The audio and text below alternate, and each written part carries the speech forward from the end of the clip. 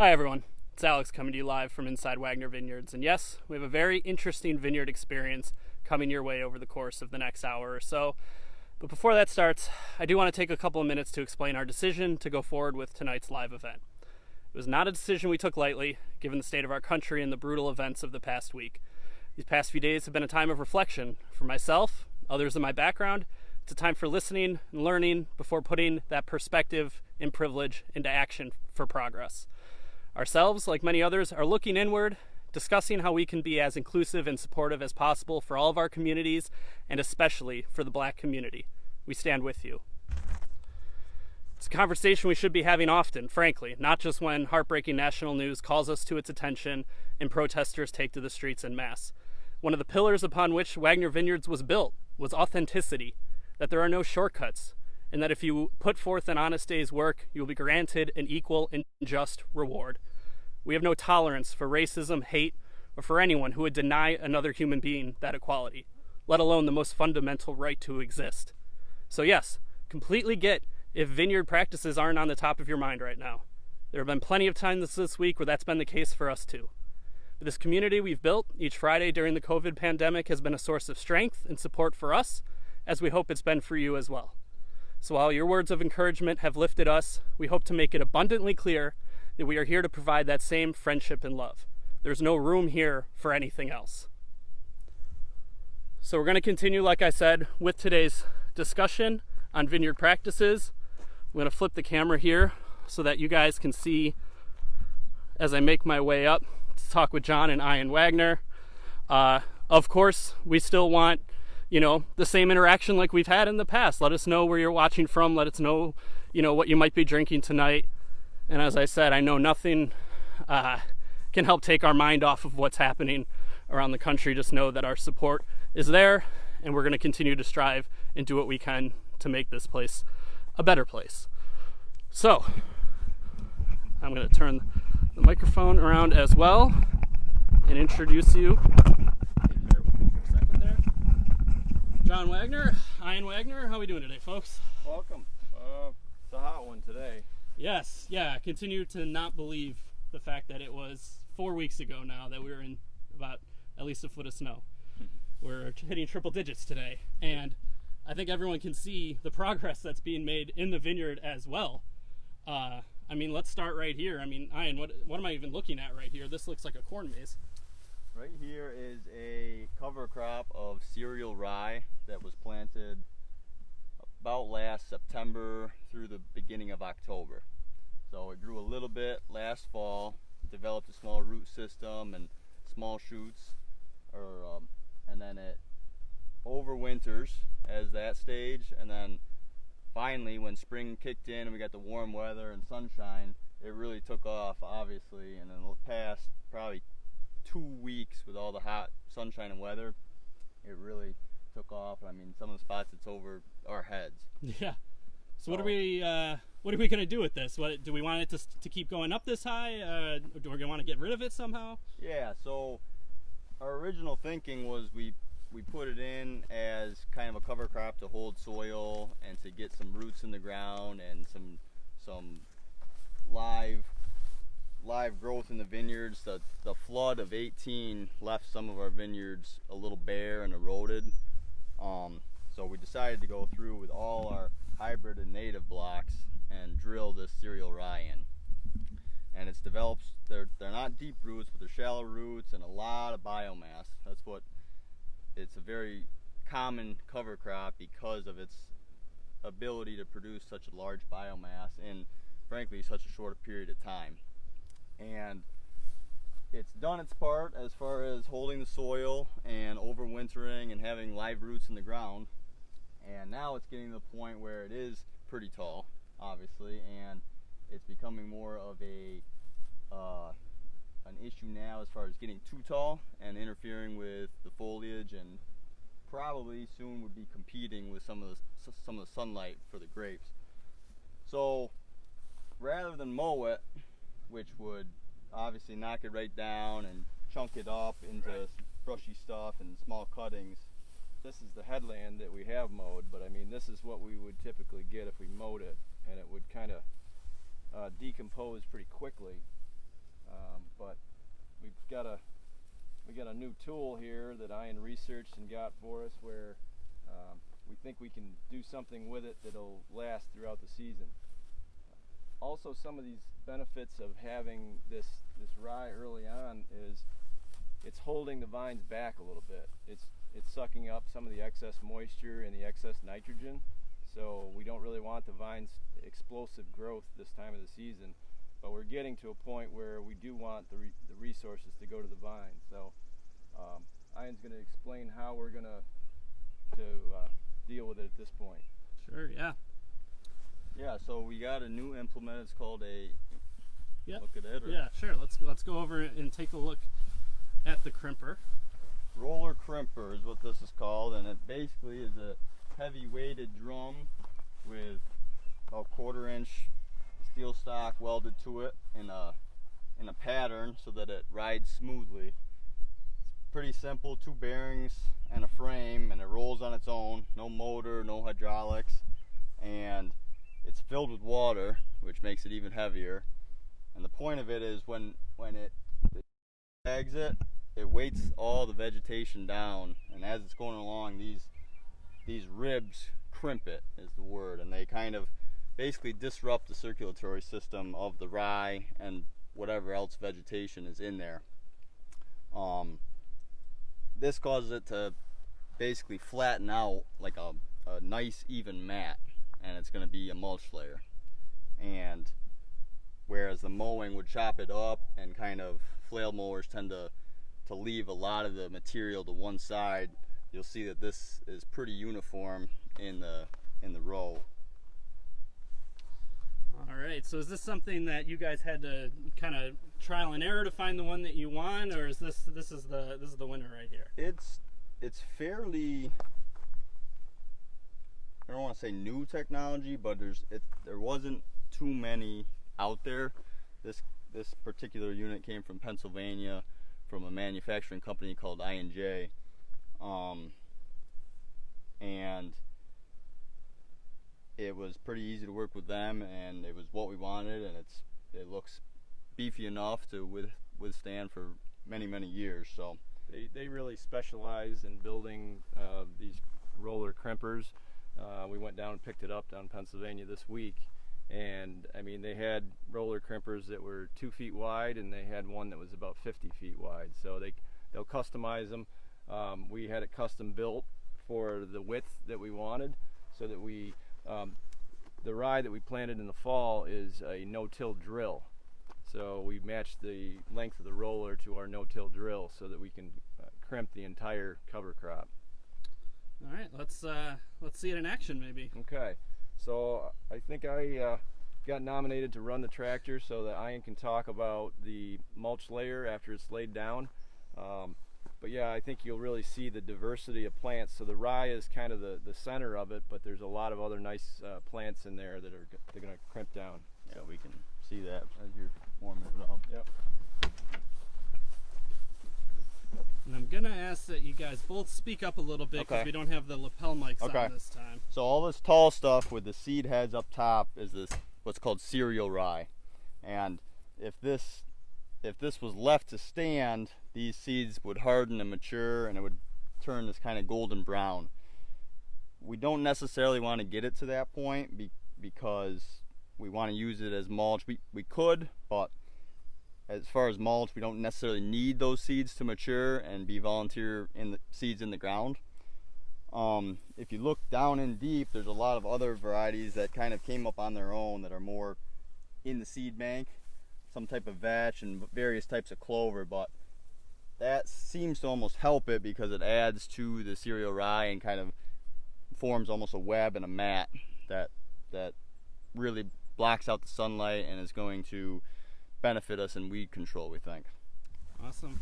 Well, let's see it laid down, and then we'll talk a little bit about the benefits of once it is down. What is it adding to the soil?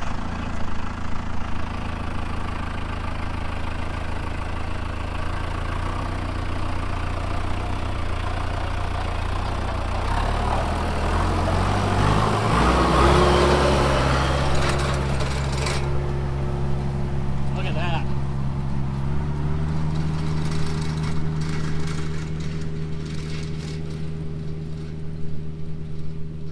5 feet tall, if not more. Yeah. Now it's right along the layer here. So now it's a 3 to 4 inch mat, and it'd be probably pretty tough to see it on camera, but if you go along these stems about the length of each rib, which is, I don't know, 6 or 8 inches, every one has a little crimp. And the point of that, it's called a chevron pattern, how they're kind of angled in. That's so that rig doesn't bounce. It rolls smoothly, and it's supposed to crimp every one of those ribs. And like I said, with that vetch and the clovers, it kind of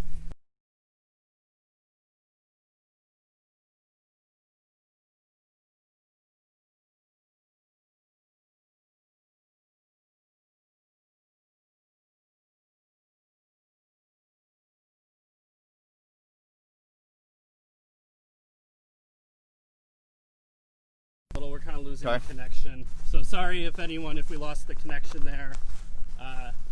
We're a little further east than we wanted to be in terms of cell service, but wanted to show you the action. You know, that's what everybody comes here to see. So we're gonna make our way down to one that's a little bit closer to the lake. Hopefully we get a little bit better service, and then we can still continue to talk about you know, now that it has been crimped, what it's bringing to the soil, what it's bringing to the vines.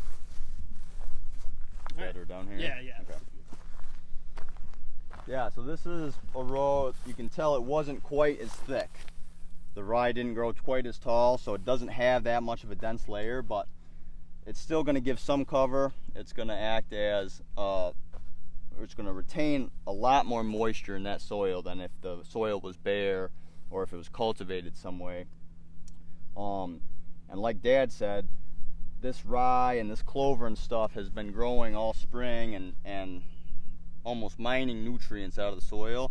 And now, even though it's still green, it's probably, our hope is that one pass would terminate all of it, and it'll be a slow release as far as the decaying of mulch and the release of those nutrients back into the soil, where the vines on either side of the row can take that up. We talk a little bit about, in the vinifera block, you know, hay baling and putting down some level of hay. This has a similar effect too, right? In that it's, you know, it's helping with some soil erosion and things of that nature. And the nice, like, I don't know if we mentioned it, but this is our first year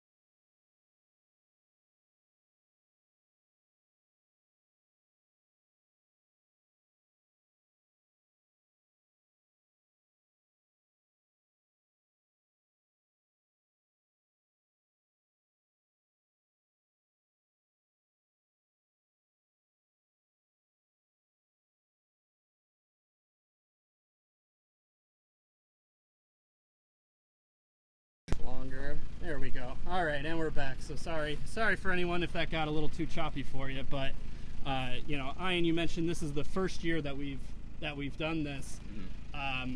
Talk a little bit about then the decision to go forward with it, the research that went behind it, and you know, I mean, I know you were an integral part in moving that forward. Yeah, honestly, we planted, like I said, in the fall. We had one of our guys going when harvest would allow, and we were running that no-till drill and all the hybrid blocks, just trying to get something growing in the centers. It was actually probably late winter when we really started looking and realizing that we're going to have a lot of biomass come springtime, and Dad had known from the past that the cereal rye can, like you saw, can grow to 6 feet in some spots. So I had known about these machines and suggested, hey, there might be a really good opportunity to get a layer of mulch for not a whole lot of labor. And it looks so far like it's working pretty well.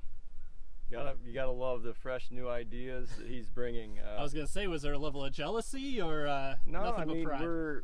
we're constant. I mean, we've been doing it a long time, but we're always looking for new ideas that are gonna push the sustainability of our farm. So we've done hay mulch in the vineyards for years, and this is kind of like growing your own mulch, and it's really working well. So he got a great idea, and we're moving forward with it. And all the better for it. Yes, Yeah. that's right.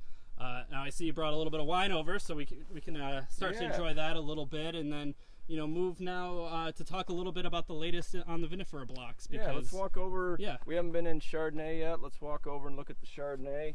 I'll give these to Ian. So.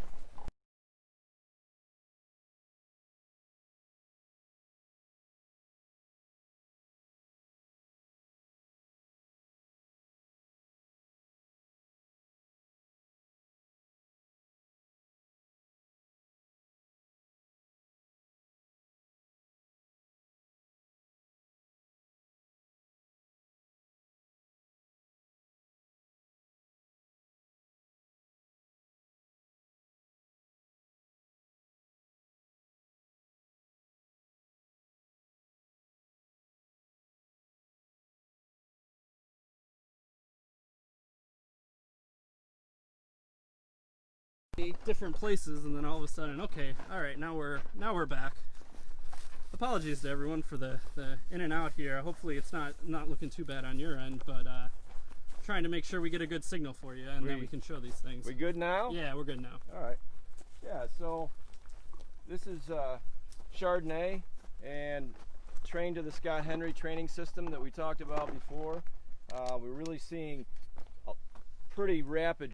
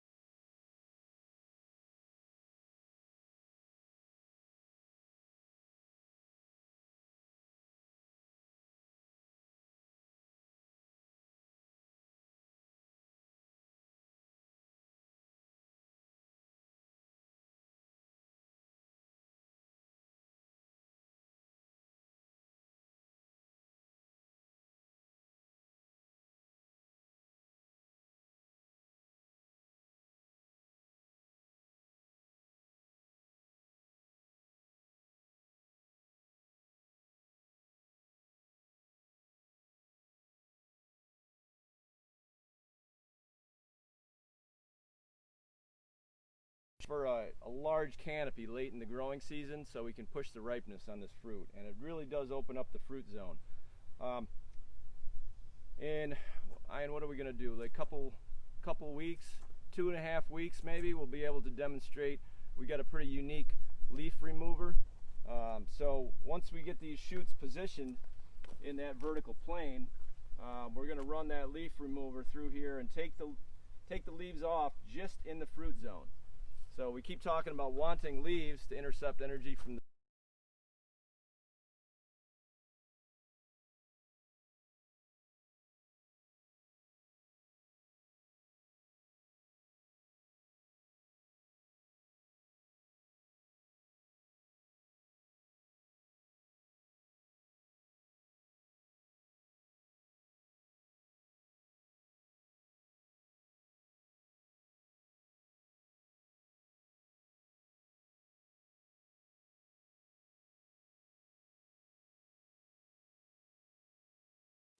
when we were going to get bud break.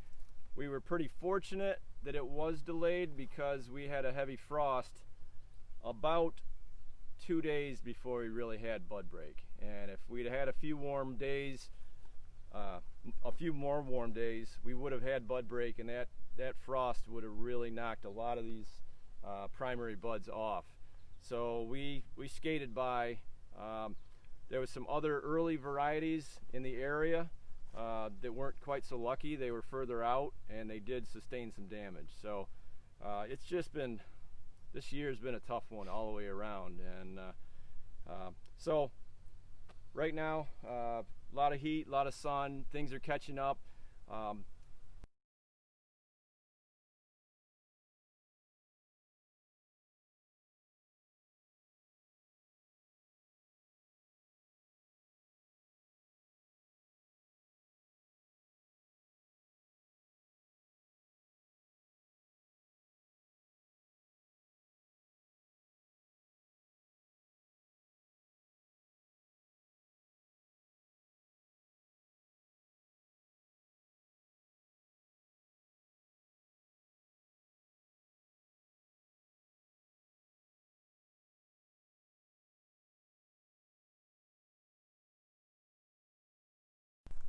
And that's the most efficient orientation for intercepting energy from the sun.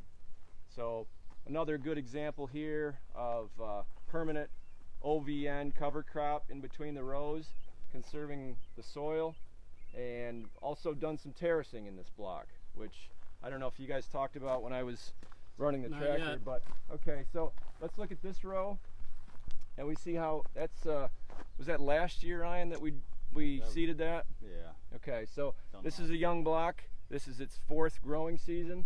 Last year we leveled that center up and planted the OVN, which is a mix of perennial ryegrass and some fescues. And then this year we did the alternate centers. So you can see I think they must have saw them Yeah. the first one, but it was right after we seeded. all right. Right. I think the soil temperatures were a little too cold, so you couldn't really see anything. But Yes, that was one of the few times we were out here in the snow. Yeah. Yes.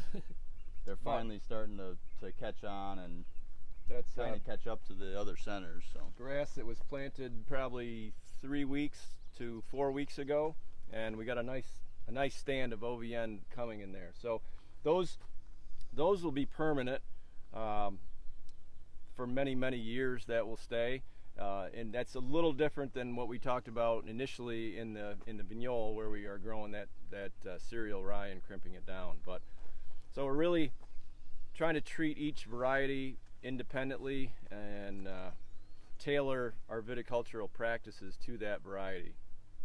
So Well, let's talk a little bit about what we're drinking right now. So we're not drinking any single varietal. We're going with Fathom, which for those of you who know is a Riesling Gewürztraminer blend. And not to say we're in Riesling or Gewürztraminer blocks, but well, we are. We've Just to the west of us here, so that's our youngest Riesling block, and this is a unique wine we've made for about 5 or 6 years. It's this blend is 2/3 Riesling, 1/3 Gewürztraminer, and its full name is Fathom 107, and that is the lake right in front of our farm is the deepest point in Seneca Lake, and it is 107 fathoms deep, which is 640 feet. So this wine is a tribute to that deep water out there that has not frozen solid on the surface since 1912. And that open water really moderates our winter temperature and allows us to grow Gewürztraminer, which is kind of a winter tender variety. So pretty unique blend. We love the mouthfeel and the length on it. Our initial blend, the winemaking team did a 50-50 blend, so 50% Gewürz, 50% Riesling, and we quickly realized that the Gewürz overwhelmed the Riesling when it was 50-50. So we changed the percentage each year based on how the winemaking team feels the blend is going to best exhibit itself, but this is 1/3, 2/3, and you got just some nice Gewürztraminer notes on the nose. Yeah, a good practice that I like that John Poulos suggested is take three sips and think. The first sip, think Riesling. The second sip, think Gewürztraminer. The third, tie it all together, and it's incredible how you'll get all these different flavors each Just time. a super food wine, and I think putting the two varieties together just makes it more of a complex blend. So one of my favorites, a lot of people, if they see it in a liquor store, they see Fathom 107, they don't understand what it is, but when you explain it, and we do have it on the label, the percentage of the two varieties and everything. So it's growing in popularity for us, and we continue to make it and want to make it for a long time. So yeah, for anyone who likes bone dry, this is 0.0 under the residual sugar. It's dry. It's got a lot of fruit to it, though. A lot of people will taste the fruit and think there's some sweetness, but that is actually fruit on the palate. So yeah, this spot is pretty special, right in front of the farm here. Seneca Lake. We keep dwelling on that lake, but it is the deepest one of the Finger Lakes, and the deepest point is right here where Alex has got the camera pointed. Half the volume of the Finger Lakes is in Seneca Lake, so it has as much water in it as the other 10 Finger Lakes have in them. So it really is the reason that we're able to grow these varieties here.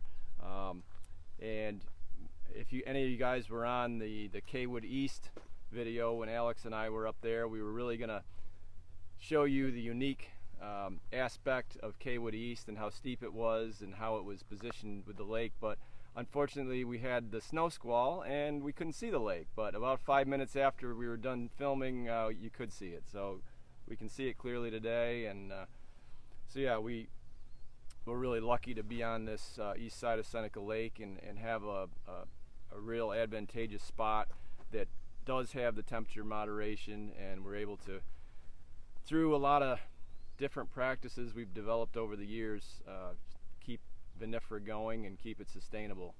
So as we touched on a few weeks ago, we have a Riesling block that's 42 years old, one of the oldest vinifera vineyards in the region. So we know we can do it, we know we can keep them alive, and really there's no shortcuts. We got to keep taking all these measures to do it, and keep looking for new ideas like Ian came up with for the roller crimper. So well, and Dusty saying the video got a lot better, which is great. I think it's a tool that the Wagners have here to stop the vineyard crew from being on their phones while they're working. The service just isn't great once you get inside the grapevines, but we're now in the middle and it's looking good, so hopefully it's sounding good to you guys as well.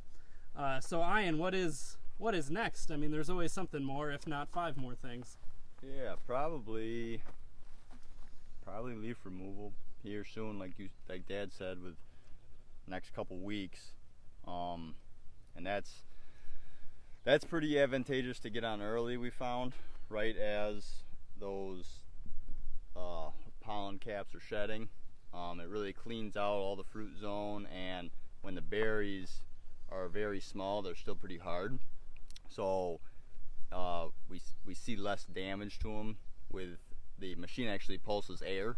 So if the berries were soft and full of water, we see some splitting. But early on, we can be aggressive with it and really get a nice clean fruit zone without any leaves in it. And the whole purpose of this, right, is to take advantage of days like today that we're going to get throughout the summer, right?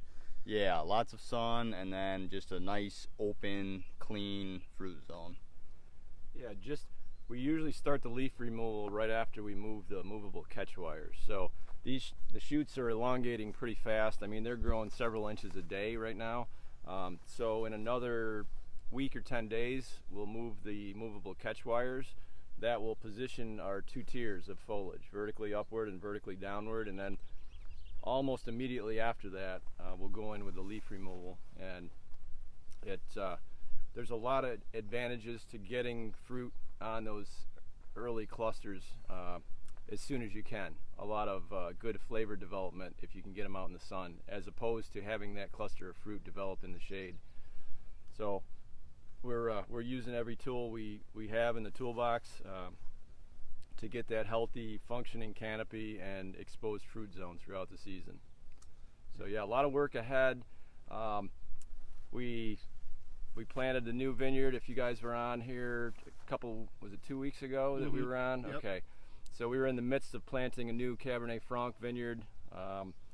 The day that we filmed, we planted about 7 acres. We were unable to finish it on Saturday because we got a little shot of rain.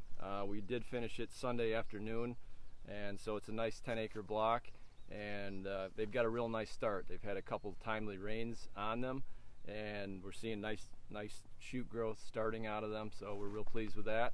And speaking of the cover crop, just today we were able to sow in the rest of the OVN grass cover into that block. So we've just gotten that seeded, and that will be coming up soon as well. Okay, awesome. Get any questions in that you guys have.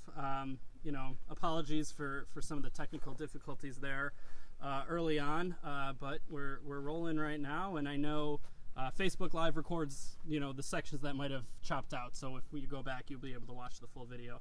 But I did want to bring up some news as far as the winery itself goes. We're inching our way toward being open again. Big step we took yesterday though, right? Yeah, that's New York State added outdoor dining to phase 2. So we're able to sell flights of beer, flights of wine, pints, bottles, glasses, and to be enjoyed on our open deck. We have upwards of 40 picnic tables on the premises, so a lot of them, about half of them, are up on our deck, and another half are out in our lawn. So we have them all spaced out, automatic social distancing, and we're under some pretty strict guidelines to be able to do this. Everybody, all of our staff needs to have masks on. All customers need masks on unless they're seated at one of the designated tables. So not allowed to do full-fledged wine tastings yet, but we can sell wine flights and beer flights. Cafe will be opening tomorrow, and so that's going to be great. It's been a long time without having diners there on the deck, so they as well will be on tables on our open deck out there. If we fill the deck to capacity, we will have picnic tables in the lawn. So we're proceeding cautiously, taking all the necessary precautions on our end. We'd love to see customers again, and we know a lot of people are just wanting to get out and get out of the house and do some things. So do it responsibly. We think we're uniquely suited with the amount of tables we have and the amount of outdoor space we have to space people out. So we're looking forward to it. We hope to be into phase 3 in another week. Mm-hmm. We'll see. We'll get our guidance from New York State, but if we're into phase 3, that should be indoor dining and full-fledged tastings as well. So we'll keep you guys apprised of the progress on that end, and hope to see a lot of you in person soon. Excellent. Yeah. So as John mentioned, we're hoping by next Friday that we will be fully fledged into phase 3. We'll be able to welcome people back inside for tastings. Keep an eye out on our Facebook page right here, and then as well as on our website. Also, we'll continue to keep everybody as updated as possible. No real questions coming through, just everybody's excited to come back, which, hey, we're great. We're glad to hear that. We're very excited. Well, you guys let us know if you're all vineyard out with everything here. We've really delved pretty deep. We spent a couple days on dirt, when we spent a couple times on cover crop, and now we can delve into what's going on with the vine itself. So yeah, let us know if we're giving you too much information, if we're not giving you enough information, but we're happy to share everything we're doing and try to show you what goes into it. Yep, and by all means, let us know. Let us know what else you want to see. We'll let you know when we're going to do these again. I think we'll still plan for one next Friday, and then we'll go from there once we're hopefully back open to some degree. So thank you everyone for bearing with us, and through those technical issues. If you missed any part, you can go back and watch. Like I said, Facebook should have it recorded. But cheers. Thanks, everybody. Thank you. Thank you, Ian. Thank you, John. And we'll see everybody next time.